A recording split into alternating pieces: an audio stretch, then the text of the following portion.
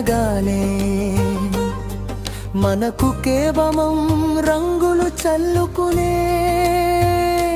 పండగ మాత్రమే గుర్తుకు వస్తుంది.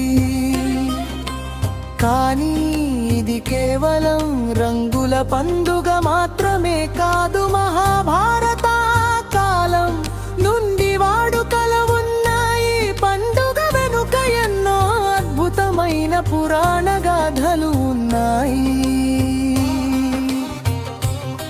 బ్రహ్మదేవుని చేత సృష్టించబడిన రావణ బ్రహ్మ సోదరి పేరు హోళిక పూర్ణం. సంతానం లేని వారు ఈమెను కుల దైవంగా పూజించేవారు. మహాభారత కాలంలో బృహద్రథుడు అనే రాజు భార్యలు సంపాదం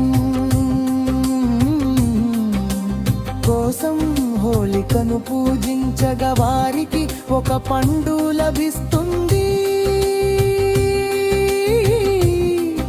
ఆ పండును ఇరువురు భార్యలు సగం సగం పంచుకుని భుజించడం వల్ల వారికి సగం సగం శరీర భాగాలతో శిశువులు జన్మిస్తారు. ఆ రెండు భాగాలను అతికించగా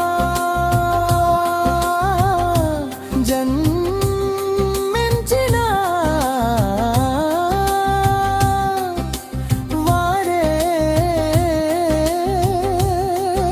జరాసంధుడు.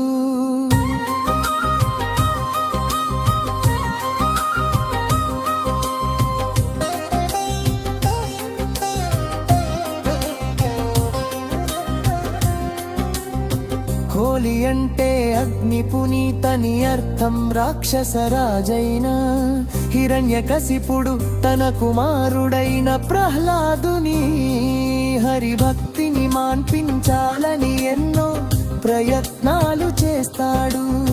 చివరకు తన సోదరి హోళికా సహాయం కోరతాడు. మంటలు అంటని వరం ఉన్న హోళిక ప్రహ్లాదుని ఒడిలో కూర్చోబెట్టుకుని చితిపై కూర్చుంటుంది. కానీ విష్ణుమాయ వల్ల రక్షణ సాలువా ప్రహ్లాదుని కప్పుకుంటుంది. హోళిక భస్మమై పోతుంది. ప్రహ్లాదుడు క్షేమంగా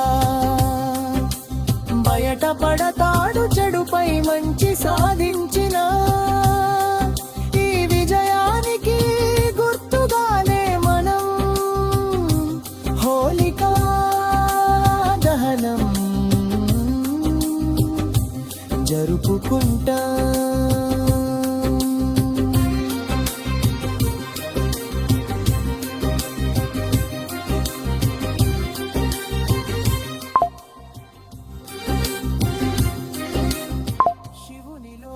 కోరికలు కలిగించడానికి మన్మధుడు పూల బాణం వేసినప్పుడు శివుడు తన మూడవ కన్ను తెరుస్తాడు.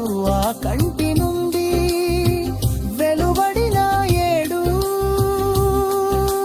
రంగుల కాంతి మిళితమైన మంటల ధాటికి మన్పుడు భస్మమయ్యాడు.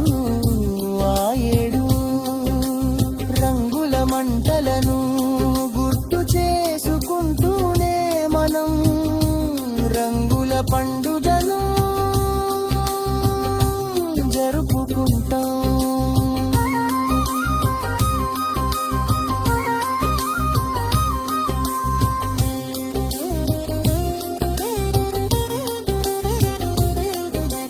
ద్వాపర యుగంలో శ్రీకృష్ణుడు రాధా గోపికలతో కలిసి రంగురంగుల పూలతో ఈ పండుగను జరుపుకున్నాడు. యశోదమ్మ సలహా మేరకు రాధ ముఖానికి రంగులు పూయడంతో ఈ సంప్రదాయం మొదలైంది అందుతే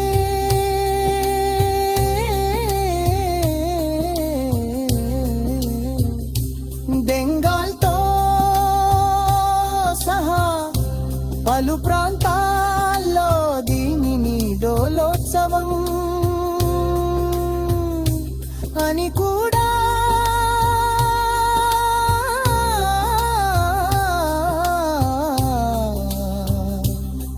పిలుస్తారు. మహాకవి కాళిదాసు చెప్పినట్లు రంగులు అంటే రాగరంజిత భావాలు, అవి పాలు